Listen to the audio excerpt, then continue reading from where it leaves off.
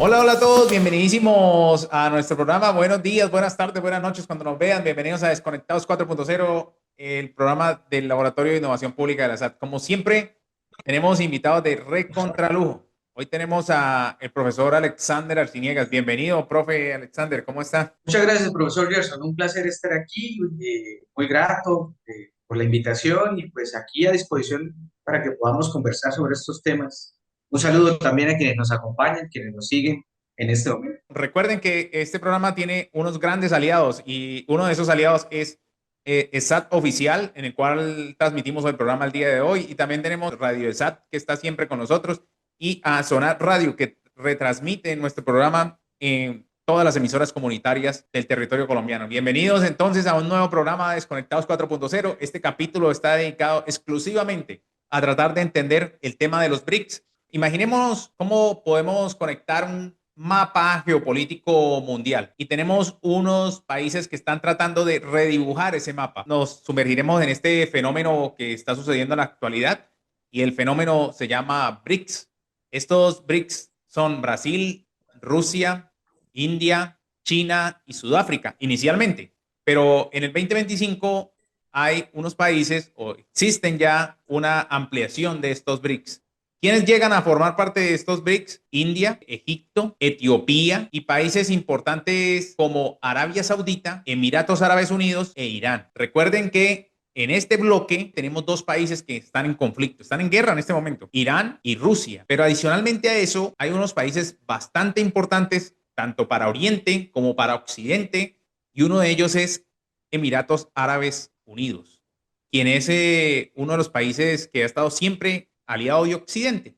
Entonces, como pueden ver, este grupo hegemónico nuevo es bastante diverso, complejo de entender. Por eso hemos invitado al profesor Alexander Arciniegas para que en este intro podamos desarrollar este ejercicio en una idea diferente. Hoy tenemos una mirada más allá de las noticias, más allá de los titulares, y cómo podemos entender para redibujar este tablero geopolítico, no solo desde el punto de vista político, sino también desde el punto de vista financiero.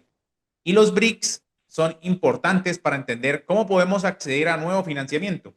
De hecho, en paralelo está la OCDE celebrándose este año en Colombia.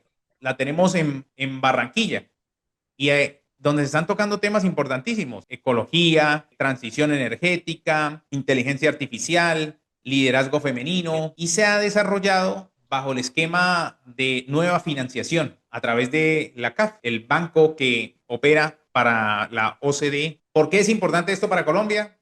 Ya el profesor Arciniega nos lo hará entender. ¿Y cómo puede traducirse esto en inversión social y financiamiento para nosotros? Ya el profesor Arciniega nos los comentará. Y aquí entramos a este nuevo capítulo que en Desconectados 4.0, como siempre, tenemos el placer de poner a disposición de ustedes. Profesor Arciniegas, como siempre, nuevamente bienvenido al programa y con una pregunta muy especial para todos ustedes. ¿Quién es el profesor Alexander Arciniegas? Muchas gracias. Yo soy, antes que nada, un académico santanderiano. Soy columnista del periódico Vanguardia. Y en cuanto a mi formación, bueno, preocupado, interesado sobre o alrededor de lo que podemos llamar las relaciones internacionales y cómo ese escenario turbulento de las relaciones internacionales contemporáneas pues nos afecta. En términos de mi formación, soy abogado de la Universidad Industrial de Santander y tengo una maestría y un doctorado en Brasil, en la Universidad Federal de Río Grande do Sul, en Porto Alegre. Bueno, importantísimo porque ya que usted estuvo en Brasil, sabe la importancia de los BRICS y tiene de primera mano información de cómo se mueve el sur desde esa perspectiva económica. Trabajaremos este bloque de programa dedicado a los BRICS desde el concepto de la innovación en la administración pública en cuatro grandes escenarios. El primer escenario es quiénes son los BRICS y cuál es su origen. El segundo es el panorama geopolítico y cómo se mueve esto en el nuevo tablero de ajedrez mundial. El tercero es la cumbre que está sucediendo en este momento, en el 2025, en la cumbre de Río para los BRICS. y lo que está sucediendo en Colombia de la OCDE. Y el cuarto punto es la nueva banca o el nuevo banco de desarrollo de los BRICS y es la nueva financiación. Entonces, nos sumergiremos en este nuevo capítulo con la alegría de estar aquí con ustedes para que nos puedan compartir la información. Si estos programas son de su interés, denle like, compartan la información con sus amigos y vecinos y familiares y déjenos sus comentarios para saber qué opinan sobre este programa. Profesor Arciniegas, cuéntenos un poco por qué surgen los BRICS, quiénes son y por qué este fenómeno se vuelve un fenómeno mundial. Bien, yo creo que hay básicamente tres razones que explican el surgimiento de este grupo de países que hoy denominamos los BRICS. Y tienen que ver en primer lugar con un debilitamiento, una pérdida de eficacia de las organizaciones internacionales encargadas de llevar adelante lo que llamamos la gobernanza global.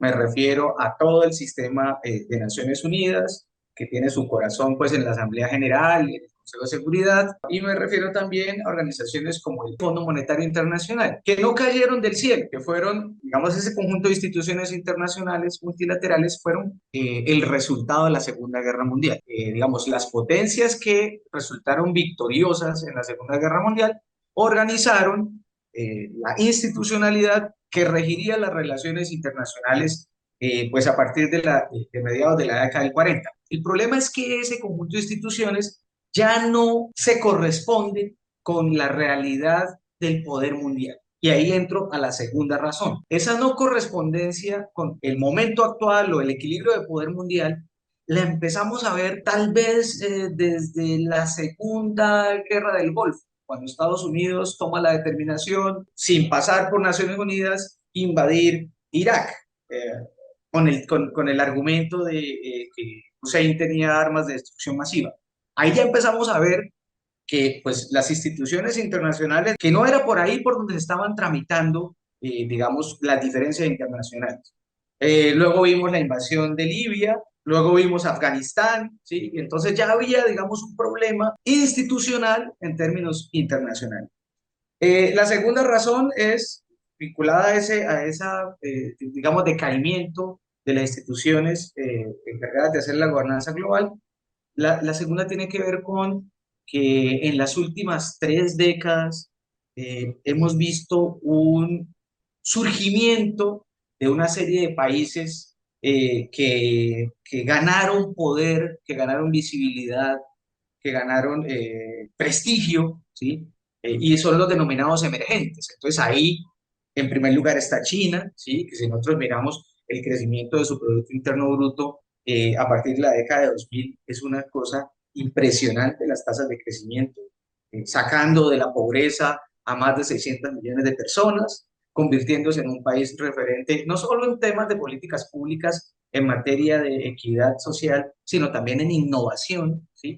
Bueno, junto a eso tenemos la recuperación después de la debacle del fin de la Unión Soviética y que Rusia con Yeltsin quedó como en una especie de resaca geopolítica sin saber cuál era su lugar en el mundo, coqueteando con entrar a la Unión Europea. Finalmente, desde comienzos de la década de 2000, Rusia empieza a encontrar nuevamente un lugar importante en la geopolítica mundial. Hay una recuperación económica, militar de Rusia, geopolítica, y entonces se reposiciona, y ese sería un segundo actor. Y el tercer actor, dentro de los BRICS iniciales, es Brasil, que lo tenemos aquí al lado, que es país fronterizo, ¿sí? Que también vivió en las últimas 3 décadas, después de la democratización, después de la transición a la democracia, después del fin de la dictadura militar, que fue del 64 hasta el 84, hasta el 85, pues Brasil también va a tener un reposicionamiento internacional muy importante. Entonces, ese sería el segundo factor. Pues aparecen unos países que dicen, yo tengo una voz, yo también quiero tener, digamos, hacer parte de la conversación sobre lo internacional. No solamente son ustedes, Francia, Italia, Canadá, Estados Unidos, Unión Europea o el Reino Unido, sino que nosotros también, ahí entra, claro, India, por supuesto, nosotros también somos, digamos, potencias regionales y queremos participar de la conversación. Y el tercer factor que explica el fenómeno BRICS, a mi juicio, tiene que ver con la crisis de 2008. Una crisis que, digamos, según los expertos, tuvo un alcance similar, si no superior, a la crisis económica del 29, la famosa Gran Depresión que nos enseñaban en el colegio. ¿Sí? Esa crisis de 2008, ¿a quiénes golpeó de manera más dramática? A las potencias occidentales tradicionales, el famoso G7. ¿Sí? Digamos, ¿y quiénes son? Italia, Canadá, Francia, Reino Unido, Estados Unidos, la Unión Europea, que aparece pues como parte del G7 sin ser nominada. Ahí se me escapó otra. Bueno, golpeó sobre todo a los países del G7, Alemania, a los países del G7, que empezaron a tener unas tasas de crecimiento muy mediocres. ¿Sí? Entonces, digamos, esos serían los tres factores que explican el surgimiento de este grupo de países. ¿Sí? Digamos, decaimiento de las instituciones internacionales como Naciones Unidas, un surgimiento de lo que llamamos países emergentes, encabezados por China, y ahí Brasil, India, Rusia, Sudáfrica, que es un país, es una potencia, digamos, regional en el sur de África, que tiene capacidad industrial. Y en tercer lugar, digamos, los coletazos para los países del G7 de la crisis económica 2008. Según lo que usted dice, ¿cuál es esa nueva gobernanza global? Porque si quisiéramos preguntarnos de ese tema, yo veo a un China con una capacidad económica impresionante, con una expansión, digamos, también un marco casi que imperialista a través de la ruta de la seda, una Rusia que lleva 3 años en guerra con Ucrania, con una, digamos, capacidad económica. Una guerra no es barata, es cara. India como un país emergente que hoy es el país con más población en el mundo, o sea, llega a pasar incluso a China con unas tasas de crecimiento impresionantes, y un Brasil que hoy está precedido de varios gobiernos de izquierda con 200 millones de personas para comerciar. Entonces, yo, desde esa perspectiva, ¿cuál es esa nueva gobernanza global? ¿Hacia dónde cree usted que va esa gobernanza global? Sí, avanzar alrededor de esa pregunta nos lleva a pensar un poco, uh, digamos, cuál es el peso geopolítico que tienen los BRICS. Y ahí hay dos datos que me parecen bastante contundentes. Representan, yo no sé si ese dato que voy a dar ya incluye la entrada de los 5 miembros plenos nuevos que usted mencionó al principio del programa. Pero estamos hablando que ese grupo de países que llamamos los países BRICS representan el 51% de la población mundial y el 40% del Producto Interno Bruto. Entonces, eso nos da una idea del peso que este grupo de países, que tiene aspiraciones en dos frentes y que están completamente articuladas. En términos, tienen aspiraciones económicas. Algunos hablan, por ejemplo, de avanzar en la sustitución del dólar, ¿sí? Que no va a pasar mañana, pero digamos está dentro de lo posible en el mediano plazo. Y en segundo lugar, aspiraciones políticas en el sentido de reivindicar una mayor autonomía, ¿sí? Digamos, nacional de estos países, de estas potencias regionales, y vinculado a eso, revisar la gobernanza global. Y ahí, digamos, me encamino para intentar responder un poco el interrogante que usted formula. Y también hay que decir que esos países BRICS, que se ven como muy homogéneos, ¿sí? Brasil, India, China, Rusia, Sudáfrica, no constituyen un bloque homogéneo.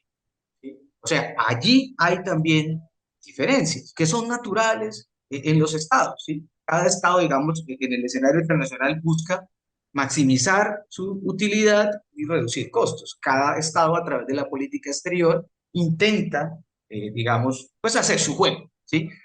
Y entonces, ¿por qué digo esto? ¿Por qué digo que no son un bloque homogéneo? Porque uno tiene que observar que, por ejemplo, Rusia tiene una postura un poco más, digamos, desafiante frente a Occidente. Usted mencionó el tema de la guerra en Ucrania, porque es que es la guerra en Ucrania, no es la guerra de Ucrania, es la guerra que se está dando en este momento en En territorio Ucrania. ucraniano, pero sí, pero financiada con suministros económicos y bélicos occidentales. Ayer Trump autorizó nuevos suministros bélicos para Ucrania, ¿sí? Después de que dijo que Putin lo tenía muy descontento.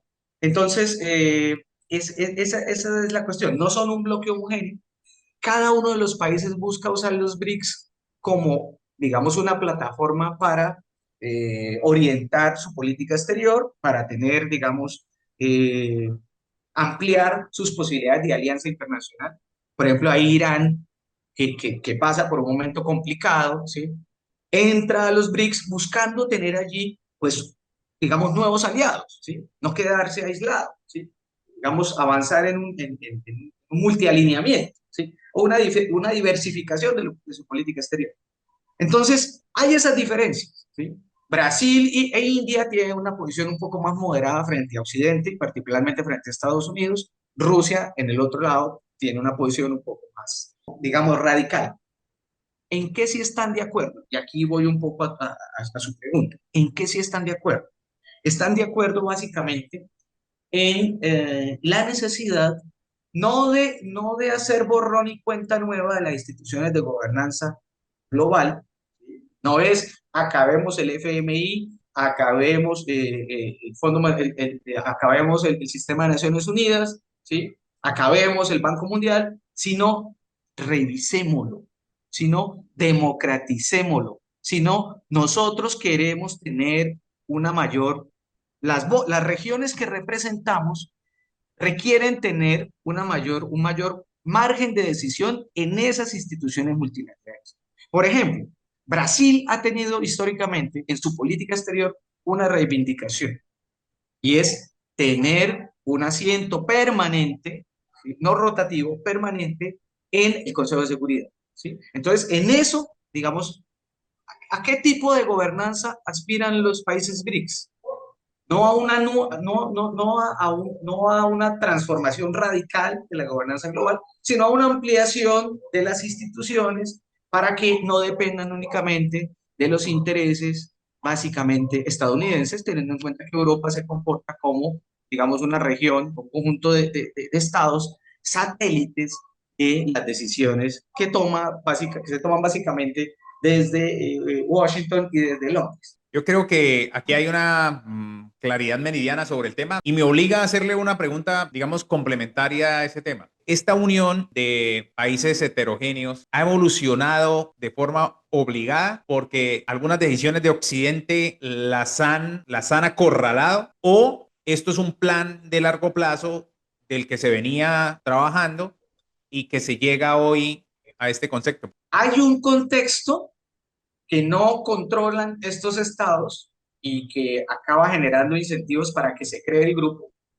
Entonces, digamos, crisis económica en los países occidentales, ¿sí? Digamos, ya los fondos para el desarrollo se reducen, ¿sí?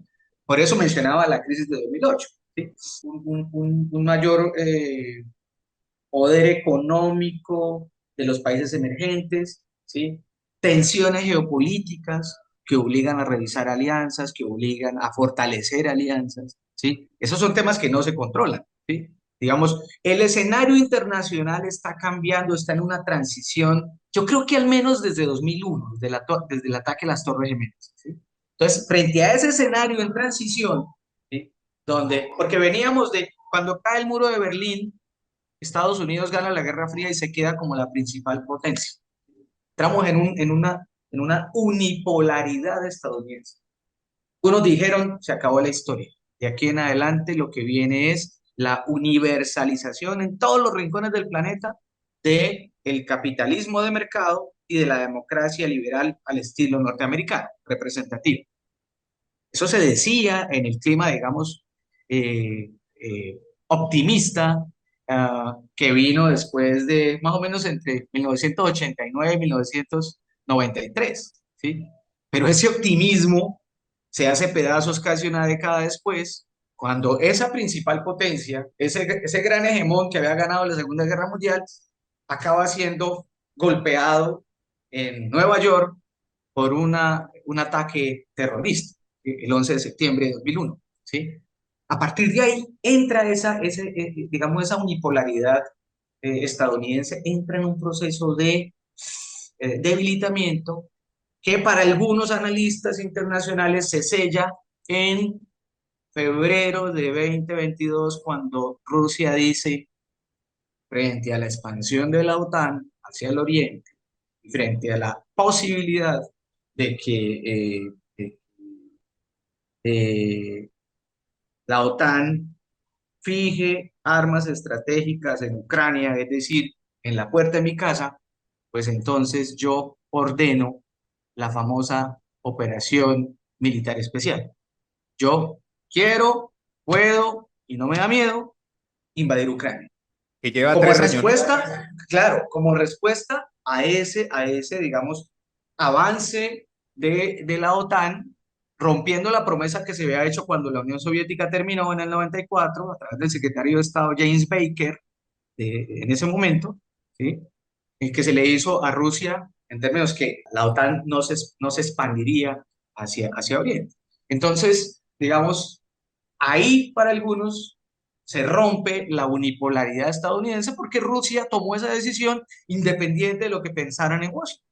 Me hace usted entrar al segundo bloque, que es como el panorama geopolítico, el tablero del ajedrez. Le tengo que preguntar, ¿estamos frente al fin de la democracia como la organizó Occidente y ante la decadencia del capitalismo como un método de gobierno mundial? No sé, tanto gobiernos de izquierda como derecha ya se han dado cuenta de que la democracia, como la conocemos hoy, les está complicando el panorama. A ver, yo creo que si hablamos de una crisis de la democracia en este momento en el mundo, tendríamos que señalar que la principal causa de esa crisis de la democracia liberal, entendida como democracia igual a elecciones limpias, libres, democracia igual a garantía de las minorías, democracia igual a derechos humanos.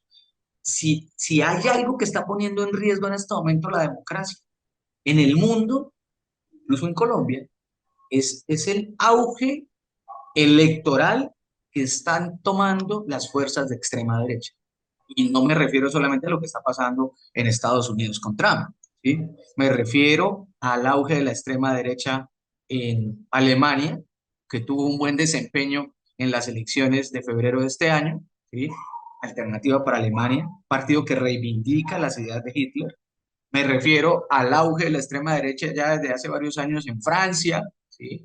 Me refiero al auge de la extrema derecha en Portugal. Hace menos de un mes hubo elecciones en Portugal y allá el partido Chega, que tiene un caudillo que es el señor André Ventura, tuvo un excelente desempeño electoral, ¿sí?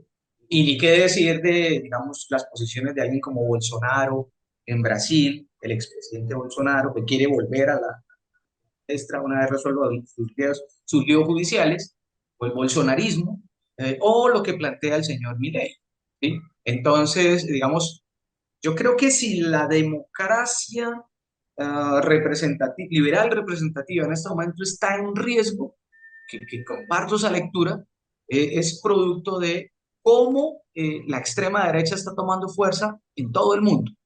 Y eso en buena medida por el fracaso de las políticas de la globalización, que prometieron, digamos, sociedades abiertas, o sea, sociedades donde había movilidad social, donde, digamos, quien era pobre no estaba condenado a ser pobre, sino en la medida de su esfuerzo y tomando en cuenta, digamos, que las políticas públicas tenía la posibilidad de ascender socialmente, ¿sí?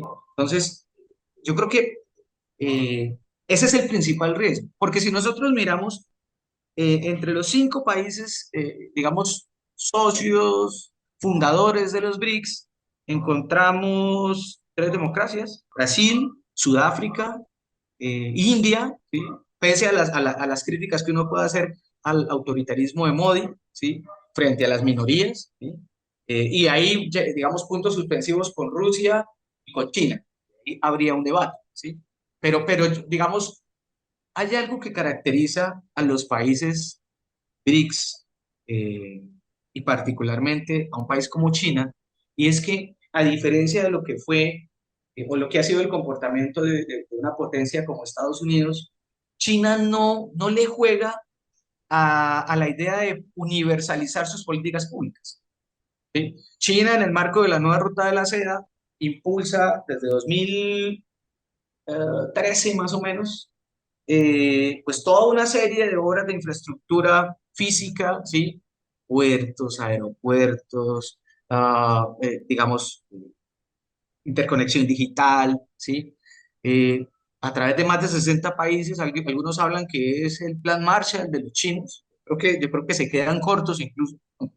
Eh, Yo creo que esa es la punta de lanza de la política exterior china, pero atención, los chinos, a diferencia de lo que ha sido la ayuda al desarrollo occidental, no condicionan la ayuda a que los países receptores implementen sus políticas públicas, ¿sí? No pretenden universalizar su forma de gobierno. ¿No sería una forma entonces de, digamos, nueva colonización? Esa, no te condiciono, pero te presto el dinero y si no tienes con qué pagarme, pues me cobro con tus recursos naturales. Claro, ahí, digamos, ahí está el debate.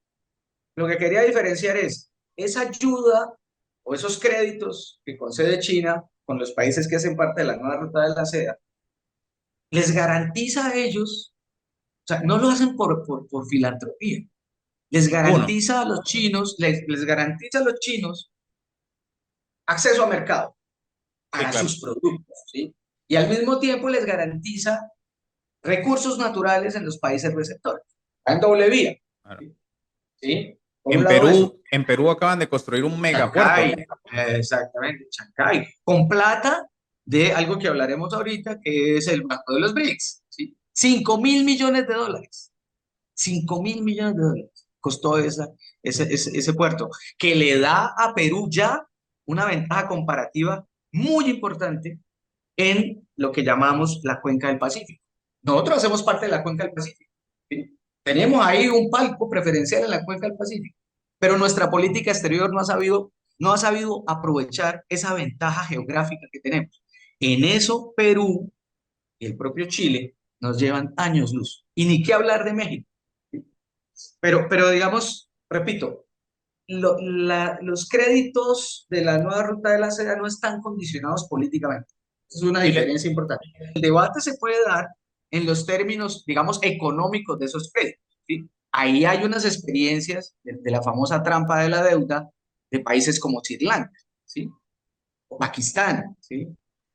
Pero digamos, la cuestión es que uno puede decir, frente a los que plantean, digamos, la tesis del neocolonialismo chino, ¿sí? Con la nueva ruta de la seda. Frente a quienes plantean eso, yo les respondería lo siguiente. China tiene sus intereses. La cuestión es, del otro lado, si yo como Colombia entro a negociar con los chinos, pues yo tengo que definir una política externa porque es negociar, eso es la política exterior. Sentarme con los chinos a negociar unas condiciones que me favorezcan. Para eso necesito estrategia, para eso necesito política exterior, no poner políticos quemados en las elecciones en el servicio exterior, ¿sí? Necesito gente formada, ¿sí? Que llegue preferiblemente por concurso a la carrera diplomática y tengan la idoneidad para poder ser esas piezas que le permitan a Colombia tener una diplomacia de alto nivel, ¿sí? Para eso no hay que ser Francia, ni hay que ser el Reino Unido, ni hay que ser Estados Unidos. Chile tiene una diplomacia profesional y de buen nivel, ¿sí? El propio Perú. Y ni qué hablar de Río Branco, de la Cancillería brasileña, ¿sí? ¿Cuál es el secreto?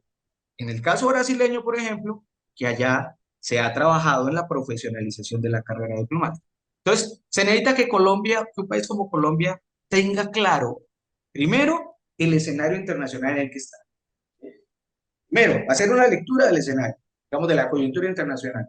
Y segundo, definir una estrategia a partir de la pregunta, ¿yo qué quiero como Estado? ¿Qué quiero potenciar en el escenario internacional y para qué? ¿Sí? ¿Cómo esa estrategia internacional se conecta con mis políticas públicas internas? ¿Sí? Yo le quiero jugar a la paz, yo le quiero jugar a avanzar en términos de políticas públicas que avancen en la equidad. Pues yo cómo puedo encontrar, yo tengo que solucionar mi conflicto armado interno, pues yo cómo puedo encontrar en el escenario internacional recursos y apoyo político que me permitan reforzar las políticas domésticas. y fortalecer el Estado y a la sociedad. En Es términos de razonable. influencia, claro, en términos de influencia global, ¿cómo se compara el peso de estos, digamos, geopolítico de los BRICS con los G7? Si alguien quisiera comparar los BRICS con los G7, ¿cómo en realidad eso se puede entender? ¿Pudiéramos hacer algún símil Bueno, ahí? sí, claro, yo insistiría en estos dos datos que di al comienzo. BRICS, 51% de la población, BRICS, 40% del Producto Interno Bruto Mundial. Eso ya nos da un parámetro de comparación. Pero ahí yo matizaría, digamos, en el siguiente sentido. Creo que no es del todo correcto, eso un poco lo articulo lo que he señalado desde el comienzo, que los BRICS vienen en, digamos, en ruta de colisión con los países del G7. Creo que esa lectura no corresponde, ¿sí? Aun cuando un país como Rusia pueda tener una postura un poco más radical frente a Occidente.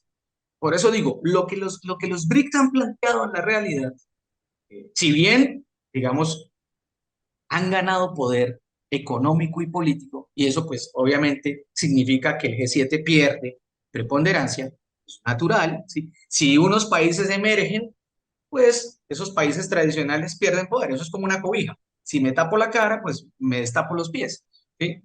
Pero digamos, digo que no veo a los BRICS en ruta de colisión con los países del G7, porque lo que están planteando, digamos, uno de los elementos en los que coinciden ese grupo de países tan heterogéneo es en decir, venga, démosle una remozada, una renovada, aquí que hablamos de modernización, ¿sí? De innovación, démosle una adecuación a las instituciones de gobernanza global para que se correspondan a cómo está distribuido el poder, no de mediados del siglo XX, sino de casi mediados del siglo XXI.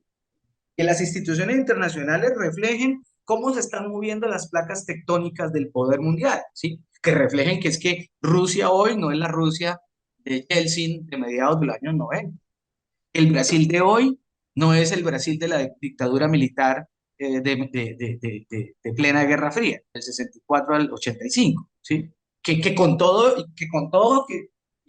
se trataba de un régimen militar anticomunista, jugó a tener una política exterior autónoma, ¿sí? Frente a Estados Unidos, ¿sí? Entonces, digamos, no veo esa contraposición, sino que lo que está planteando es eh, repito, una actualización de las instituciones de gobernanza global y de las maneras como se está gobernando, digamos, el mundo. Y eso, por ejemplo, se concreta en que los países BRICS se unifican alrededor del rechazo de las sanciones económicas unilaterales. Lo que reivindican es, y eso está en la declaración de la Cumbre de Río, ¿sí? Lo que reivindican es, volvamos al multilateralismo como la manera para tomar decisiones en el escenario internacional. Si vamos a sancionar un país, que eso pase por las instancias que corresponden, ¿sí? Consejo de Seguridad, ¿sí? Etcétera, etcétera. O en términos económicos, que eso se discuta y en lo posible se solucione a través de una institución como la Organización Mundial del Comercio, ¿sí? O sea, multilateralismo. No Un están poco lo, planteando una ruptura, no están sí, en esa dirección. un poco lo que le entiendo es que hay más puntos de convergencia que de choque en esa, digamos, en esa estructura, pero le tengo que preguntar entonces, digamos, contrapreguntar, ¿cree usted que, digamos, es una forma de contrapeso la creación de financiera de lo que hoy conocemos como el Banco de los BRICS?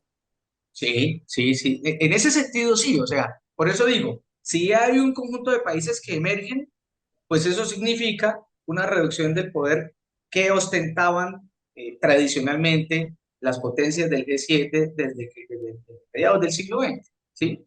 En el caso, por ejemplo, eh, no solo del Banco de los BRICS, sino del Banco Asiático de Desarrollo, que es otra institución que emerge, pues, pues son instituciones, digamos, financieras multilaterales que aparecen allí como una opción para los países. Pero no significa acabemos con el Fondo Monetario, acabemos con el Banco Mundial, sino cómo hay, digamos, si estamos avanzando de un, eh, de la unipolaridad estadounidense del 89 al 2001, más o menos, hacia una multipolaridad. ¿Sí? Sí estamos avanzando en ese sentido. Y eso digamos, esa transición que tiene varios niveles, se refleja en lo financiero, en que aparecen otras opciones de banca multilateral que ya no controlan, digamos, las potencias tradicionales. Hemos visto varias veces la creación de este tipo de grupos, ¿no? BRICS, Mercosur, Uniones Alianzas Pacífico, pero como casi siempre, algunas no comparables, pero digamos como mención, sin poca trascendencia, cayendo en un bloque, digamos, poco relevante, incluso desarticulado, ¿no? Y eso me da pie para entrar al tercer bloque, que es, digamos, la cumbre de Río del 2025. Estos BRICS de verdad representan algo distinto a estos bloques que le acabé de mencionar. ¿Y cómo vio usted la cumbre ahora en términos de Brasil como anfitrión? Bueno, yo creo que el grupo de los BRICS sí tiene, digamos, unas razones para tomarlo en serio, ¿sí? Eh, digamos, por la importancia económica, cultural, militar, eh, geopolítica que tienen los países que lo integran. Y, digamos, yo creo que sería poco probable que frente a un grupo de países que no tuviera, digamos, una verdadera trascendencia internacional, países como Egipto, que es una potencia del norte de África, un país muy importante, tomaran la determinación de entrar. O un país como Etiopía, que también es muy importante, ¿sí? En África, o Irán, ¿sí? O un país como Emiratos Árabes, ¿sí? Que es diferente a Arabia Saudita, Emiratos Árabes, ¿sí? Que, entre otras cosas está impulsando con el actual gobierno colombiano un proyecto de inteligencia artificial que se llama el proyecto BioNube, que vale más o menos 90 millones de dólares. Entonces, ahí como un paréntesis. Y por último, un país de la importancia de Indonesia, ¿sí? O sea, yo creo que estos países, que son potencias regionales también, están entrando porque ven que allí hay un espacio que fortalece su política exterior, que les da una posibilidad de interlocución con otras regiones y con otros países importante en función de sus propios intereses, ¿sí? O que países como, digamos, hay no solamente esos 10 que mencionamos ya, que son los miembros plenos, sino que países como Bielorrusia, Vietnam, Nigeria, que es una potencia petrolera energética ahí en el centro de África, en el centro occidente de África, uh, Tailandia, y que Arabia Saudita está estudiando la posibilidad de ingresar, ¿sí? Entonces, a Argentina le hicieron la invitación, pero la Argentina, creo que fue con Milei, rechazó la entrada al bloque, ¿sí? Porque saben que si quiere tener eh, una relación carnal, diría el expresidente Menem, pues entonces tienen que hacer medios, ¿sí? Obediencia. Entonces, digamos, el ingreso de estos países que tienen una importancia internacional es una primera señal de que a los BRICS hay que tomarlos en serio. Y lo segundo es que pues ya estamos en la 17 cumbre. O sea, la primera que fue la de que se celebró en Rusia, en Ekaterimburgo. Ahí todavía Sudáfrica no se había integrado. Sudáfrica se integra en 2010, ¿sí? Pero ya estamos en la cumbre número 17, ¿sí?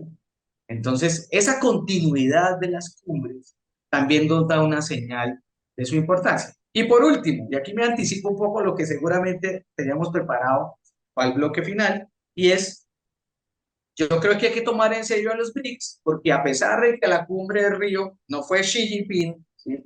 Y Putin asistió a través de teleconferencia, más se demoraron los BRICS en hacer pública su declaración, una declaración moderada, hay que decirlo, ahorita podemos entrar a mirar qué fue lo que dijeron, que el señor Donald Trump desde Washington salir a amenazar a los países que se juntaran a los BRICS.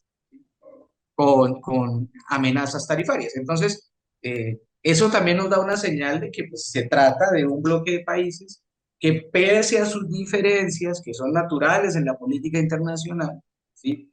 Y que a partir de sus coincidencias, que tienen que ver con una democratización de las instituciones de gobernanza global, están avanzando en función de los intereses de cada uno de los estados. Desde esa perspectiva, profesor Alexander, ¿cuáles fueron esos puntos claves de esta cumbre de Río? ¿Qué le dejan al mundo, digamos, desde esa perspectiva, esta cumbre de Río desde su perspectiva? De manera general diría que ahí, digamos, seguramente influyó pues el anfitrión, Brasil, y la postura del presidente Lula. Por eso decía, al interior de los 5 miembros fundadores de los BRICS, una cosa es la postura de India o de Brasil, más en el camino de eh, tener entendimiento con Occidente y con Oriente, lo que se llama un multialineamiento, ¿sí? Tener diversidad de socios, y otra cosa es la postura de Rusia, y un poco más en contraposición con Occidente y con Estados Unidos, con Occidente y la Unión Europea.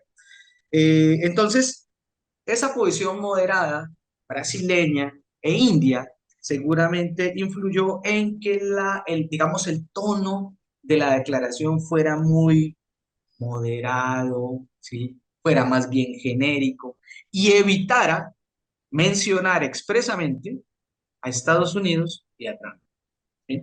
Eso es lo primero, digamos, lo primero que yo señalaría es el tono de la declaración fue un tono moderado, no fue una declaración, digamos, radical, fuerte, desafiante, no, no lo fue, ¿sí? Ahora, si miramos puntualmente lo que dice esta declaración es reivindicamos el multilateralismo como el camino para, digamos, resolver, para cooperar en el escenario internacional y para resolver las diferencias, ¿sí? Reivindicamos el multilateralismo, es que reivindicamos el papel de Naciones Unidas, reivindicamos el papel de la Organización Mundial de la Salud, objeto de muchísimas teorías conspiratorias, ¿sí? Reivindicamos el papel de la OMC, Organización Mundial del Comercio, en un mundo en el que hoy la primera potencia global está inaugurando un periodo de proteccionismo. Entonces, digamos, esa es la primera. Reivindicamos el Acuerdo de París, porque el tema del cambio climático sigue ahí, ¿sí? La digamos, aspecto importante es esa apuesta desde los BRICS por el multilateralismo. Es muy curioso que quien defiende el multilateralismo hoy sean los países del BRICS y no sea Estados Unidos y la Unión Europea. No esperaría que fuera el contrario, ¿sí?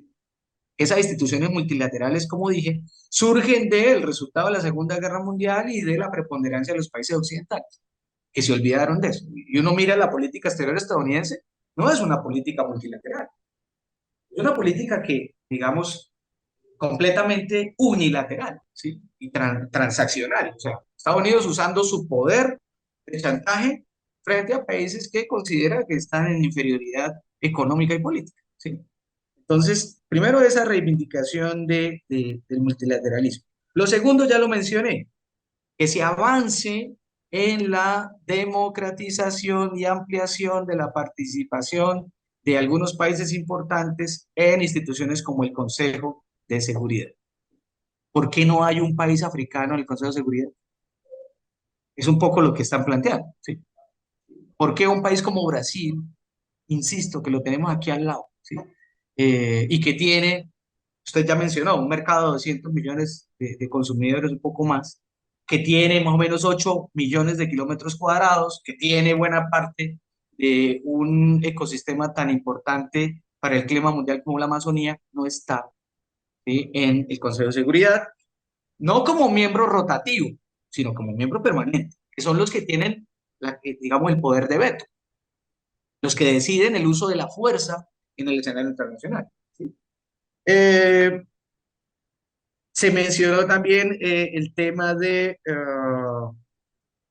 digamos, el tema de Palestina, hizo parte de la declaración, digamos, básicamente eso. Bueno, a mí me parece que yo creo en la fuerza del sur por, digamos, por sus argumentos y más que por su posición geográfica, ¿no? Es un Sí, sí, tema porque bastante. ahí está la crítica de China, porque, digamos, hoy, siendo un país tan importante, aparece como dentro del sur global. La Sí, crítica que claro, se hace. ¿Sí? es un tema bien interesante porque encontramos en, digamos, en estas declaraciones, según su lectura, encontramos una, digamos, un llamado bastante coherente frente a esas palabras asertivas de no acrecentar el lenguaje violento, ¿no? Sí, Me sí, una parece, declaración en positivo, sí, pero lo interesante es que pese a ese tono moderado y a la reacción desde Washington no se hizo esperar. Y en el tono de la amenaza y el chantaje. en términos reales, entraríamos al cuarto bloque, al bloque del Banco de los BRICS. Y yo creo que ese es el bloque que en Colombia, digamos, más nos hemos preguntado, porque aquí entramos ya con una propuesta de pertenecer al Banco de los BRICS y tenemos que sacar una platica para poder participar en este, digamos, para que ustedes entiendan, amable audiencia, cuando uno decide incorporarse al Banco de los BRICS, pues tiene que sacar plática y darle como un aporte inicial para usted poder ser luego partícipe de los créditos de ese Banco de los BRICS.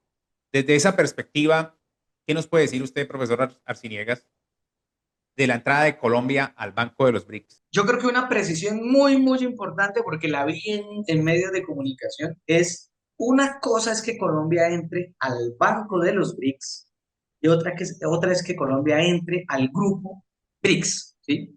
Esa es una primera diferenciación que hay que hacer. Colombia Hasta ahora no ver, estamos hasta en ahora los no BRICS. estamos en el grupo de los BRICS, pero nos hicimos socios del Banco de los BRICS, ¿sí? Esa es la primera cuestión. Creo que los incentivos para ser parte de este banco superan ampliamente los costos. Yo no estoy informado de cuáles son los costos de la membresía, pero creo que superan ampliamente los costos. Había una metáfora que me pareció interesante para hablar del ingreso al Banco de los BRICS. Entonces, decían, eso es como cuando uno, como consumidor del crédito, tiene dos opciones. O va a la banca tradicional que le cobra una tasa de interés, o va y saca el crédito con una entidad del sector cooperativo. Ahí las condiciones son otras, ¿sí? Entonces, un poco, el Banco de los BRICS tiene énfasis más en promover el desarrollo de los países integrantes de esta institución multilateral de crédito, ¿sí? Eh, y ahí hay un paréntesis ahí. Digamos, el principal socio, el principal aportante, el principal accionista de ese banco es Chile. Primera cuestión. Ah, ya dije cómo, independiente de las condiciones de negociación y de la famosa trampa de la deuda, que siempre hay que evitarla, pues esos créditos no están condicionados políticamente. O sea, no es como los créditos del Fondo Monetario que le dicen a Milei, yo le presto 40.000 millones de dólares, pero usted me hace una reforma pensional, pero usted me hace una reforma fiscal, ¿sí? O sea, no implican intromisión en las políticas internas de los estados, las políticas públicas internas de los estados.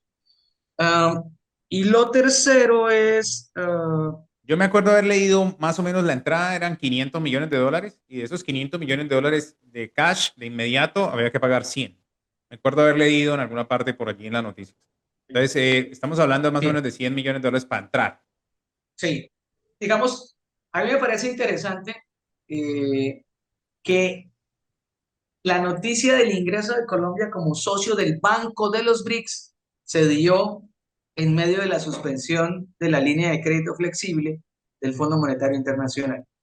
Sin embargo, esa fue un poco posterior. Sin embargo, el ingreso en esta institución financiera, pues no tuvo como el mismo despliegue mediático que tuvo la noticia de la suspensión de esta línea de crédito flexible por el FMI. ¿Para qué nos sirve? Como me preguntó alguna vez una estudiante en clase, las preguntas que uno valora mucho. ¿Para qué nos sirve hacer parte del Banco de los BRICS? Los créditos que ofrece el Banco de los BRICS permiten avanzar, por ejemplo, en el tema de infraestructura. Colombia, para nadie es un secreto, tiene un problema colosal de infraestructura. O sea, nosotros somos un país que históricamente ha tenido un problema de integración regional tenaz, ¿sí? ¿Cuánto se demora uno de ir de Cúcuta a Tibú, por ejemplo? O a Saravena. Impresionante. Es absurdo que tengamos unos problemas de integración física tan grandes, porque es que eso no solo afecta a lo económico, afecta la posibilidad de que los colombianos nos conozcamos, interactuemos, creemos, ¿sí? No vemos, ¿sí? Eh, que incluso en términos políticos, que nos veamos como nación, ¿sí? Que entendamos que como nación somos un mosaico de regiones cuya diversidad, en lugar de ser un problema, constituye nuestra principal fortaleza. Entonces, tenemos un problema de infraestructura. En este momento, las líneas de crédito tradicionales, digamos, no pasan por su mejor momento. Y nos surge la posibilidad de tener una alternativa de financiamiento, ¿sí? Que en términos, digamos, que leída en términos de oferta-demanda, nos beneficia. O sea, si hay más opciones de crédito multilateral, un país como Colombia puede ir y consultarle eh, al FMI y también iría a consultarle al Banco de los BRICS a ver quién le presta una tasa más atractiva, ¿sí? Pero digamos, eso es una ventaja, ¿sí? Tener más opciones de crédito es una gran ventaja, ¿sí?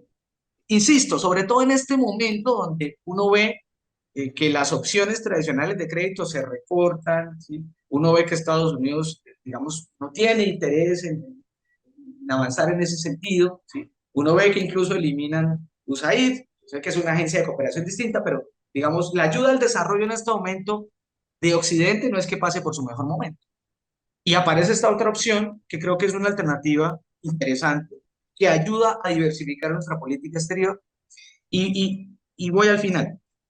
Y que financia proyectos de infraestructura, ¿como cuál? En el momento en el que se oficializó la entrada, reunión con la presidenta del banco, que es la expresidenta Dilma Rousseff, expresidenta brasileña, a quien le hicieron un golpe de Estado en 2016. Eh, Uno de los proyectos que Colombia radicó para ser financiado es el proyecto de canal interoceánico en el Chocó. Tener recursos para financiar ese proyecto de canal interoceánico. Ese proyecto está en Colombia más o menos desde los años 60. ¿Sí? La última vez que se consideró con alguna seriedad fue en el 87, cuando el expresidente cucuteño Virgilio Barco Barco. fue a Japón, ¿sí? Una visita de Estado, y el expresidente Barco llevaba literalmente debajo del brazo el proyecto, ¿sí? Diseño, sí. Para buscar financiamiento y tecnología japonesa para hacer ese proyecto. Finalmente, el proyecto no caminó porque entiendo que hubo desde consideraciones financieras hasta consideraciones ambientales y se archivó. Pues ahora se está retomando, ¿sí? Y entonces algunos dicen, ¿y permitirá hacerle competencia al Canal de Panamá? No necesariamente. Le permitirá a Colombia una opción de infraestructura muy importante, más que para hacerle competencia a Panamá, para complementar, digamos, el rol que juega el Canal de Panamá, que tiene problemas, no solo de la demora de los barcos, digamos, en momentos donde se congestiona el canal, y también que tiene problemas en términos de, en la época de verano, que el nivel del agua se reduce y eso afecta, digamos, el tránsito. Entonces, le daría a Colombia una opción muy importante en términos de infraestructura que la conecta mucho mejor, que le permitiría ser ese país pivote entre Occidente y Oriente y que le permitiría capitalizar el palco que, como dije, Colombia tiene en ese espacio geoeconómico que es la cuenca del Pacífico. O sea, si hoy el centro dinámico de la economía mundial está en Asia, ¿sí?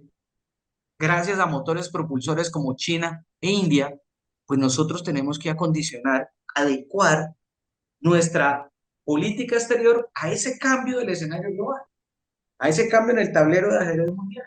Colombia tiene que repensar su geoestrategia, digámoslo así. Muy Y bien, ahí, por ejemplo, entrar al Banco de los BRICS es importante y no significa romper con Occidente, ni salirnos del Fondo Monetario Internacional, ¿no? muy bien. Llegamos a la parte final de nuestro programa. Hemos desarrollado un episodio bastante interesante con el profesor Alexander Arciniega, nuestro invitado de lujo de Desconectados 4.0. Muchas gracias a todos ustedes por estar aquí conectados como siempre y al profesor Alexander por compartir su visión. Ha sido muy esclarecedor recorrer el pasado, el presente y un poco del futuro Visionar el futuro. de los BRICS y la importancia en Colombia. Sé que puede ser un programa mucho más largo, pero lo dejamos hasta aquí para que todos ustedes puedan opinar, comentar. Déjennos si les gustaría un segundo programa sobre este tema y cómo les pareció nuestro invitado de lujo. Profesor, muchas gracias por compartir con nosotros este espacio. Profesor Gerson, un agradecimiento y un saludo también pues, a nuestra audiencia. Gran abrazo. Gracias a todos ustedes. Como siempre, nos vemos en un nuevo próximo programa. Nos vemos. Adiós. Bye bye.